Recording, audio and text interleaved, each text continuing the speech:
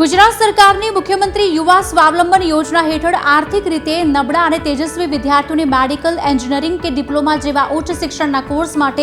વાર્ષિક 10,000થી લઈને 2,20,000 સુધીની સ્કોલરશીપ આપવામાં આવે છે। આ યોજનાનો લાભ લેવા માટે મુખ્ય 2 પાત્રતા હોવી જરૂરી છે, જેમાં પરિવારની વાર્ષિક આવક 6 લાખ કે તેથી ઓછી હોવી જોઈએ, તેમજ વિદ્યાર્થીઓ ધોરણ 10 અને ધોરણ 12ની બોર્ડ પરીક્ષામાં ઓછામાં ઓછા 80% જ્યારે ડિપ્લોમા ટુ ડિગ્રીના કિસ્સામાં ડિપ્લોમામાં 65% મેળવેલા હોવા જરૂરી છે। આ યોજના અંતર્ગત પાત્રતા ધરાવતા વિદ્યાર્થીઓને ટ્યુશન ફી, હોસ્ટેલ અને પુસ્તકો ખરીદવા માટે મોટી આર્થિક સહાય પૂરી પાડવામાં આવે છે, જેમાં કોર્સના આધારે વાર્ષિક ટ્યુશન ફી સહાય નક્કી કરાઈ છે, જેમ કે મેડિકલના અભ્યાસ માટે વધુમાં વધુ 2 લાખ, એન્જિનિયરિંગ કે અન્ય પ્રોફેશનલ કોર્સ માટે 50,000, ડિપ્લોમા કોર્સ માટે 25,000 અને અન્ય સ્નાતક કોર્સ જેવા કે BA, BSc, BCom માટે વાર્ષિક 10,000 સુધીની સહાય મળવાપાત્ર છે। આ ઉપરાંત જે વિદ્યાર્થીઓ પોતાના વતનથી દૂર અન્ય શહેરમાં હોસ્ટેલ કે ભાડાના મકાનમાં રહીને ભણે છે, તેમને રહેવા જમવા માટે દર મહિને 1,200 લેખે વાર્ષિક વધુમાં વધુ 12,000 સુધીની સહાય પણ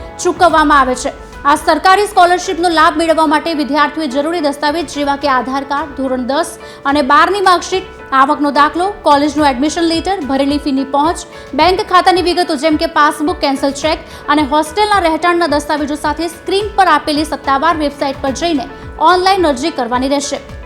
ખાસ નોંધવું કે વેબસાઇટ પર ઓનલાઈન ફોર્મ સબમિટ કર્યા બાદ તેની પ્રિન્ટ આઉટ લઈ તમામ ઓરિજિનલ ડોક્યુમેન્ટ સાથે નજીકના નિયુક્ત હેલ્પ સેન્ટર ખાતે રૂબરૂ જઈને ડોક્યુમેન્ટ વેરિફિકેશન કરાવવું ફરજિયાત છે, કારણ કે આ પ્રક્રિયા પૂર્ણ કર્યા વગર અરજી અમાન્ય ગણવામાં આવશે। વધુ માહિતી, શરતો અને PDF ફોર્મેટ ડાઉનલોડ કરવા માટે તમે સ્ક્રીન પર આપેલા પોર્ટલની પણ મુલાકાત લઈ શકો છો અને આ વિડીયોને બને એટલો શેર કરો, જેથી બીજા સુધી પણ આ મહત્વની માહિતી પહોંચે અને કોઈ જરૂરિયાતમંદ વિદ્યાર્થીને મદદ મળી શકે।